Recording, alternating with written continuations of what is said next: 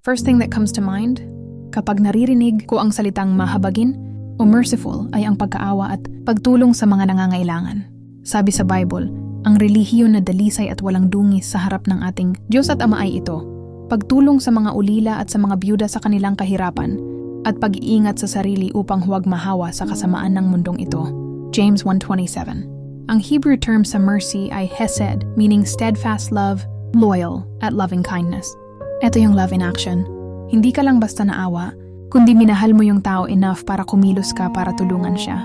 Hindi rin ito yung klase ng pagkilos na out of duty lang, but rather it is out of love and deep compassion mo which leads you to act in radical kindness, even going beyond what is expected of you. And most especially, this is the kind of love shown to people who do not deserve it. Ang pagiging merciful ay character ni God. Sabi sa Psalm 86:15, "But you, Lord, are a compassionate and gracious God, slow to anger, abounding in love and faithfulness." At tayo ay objects of His mercy.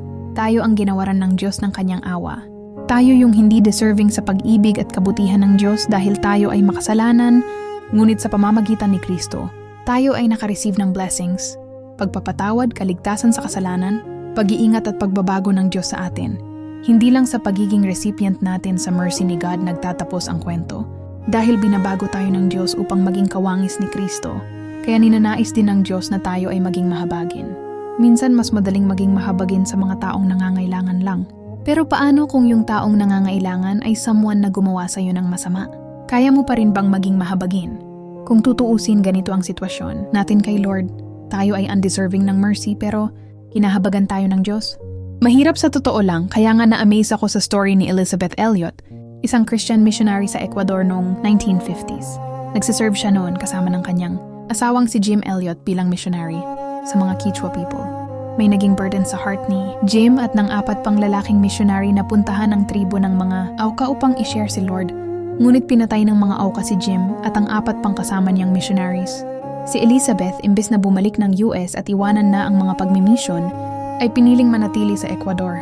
Kasama ng asawa ng isa sa mga missionary na namatay kasama ni Jim, inaral ni Elizabeth ang language ng mga Auca sa loob ng ilang taon at kinalaunan ay pumunta sila sa tribong pumatay sa kanilang mga asawa, hindi upang gumante, kundi upang ipamahagi ang pag-ibig ng Diyos sa kanila.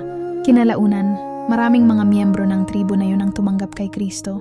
Kapag iniisip ko ang mga taong nakasakit sa akin, iniisip ko din, kaya ko bang ibahagi sa kanila ang love ni God? Kaya ko bang tulungan sila pag sila ang nangailangan? Kaya ko bang i-grant yung pagpapatawad, pag-ibig at awa sa kanila in the same way that I received it from God? Lord, alam ko po na on my own hindi ko kaya na magpatawad, maawa at umibig ng katulad mo.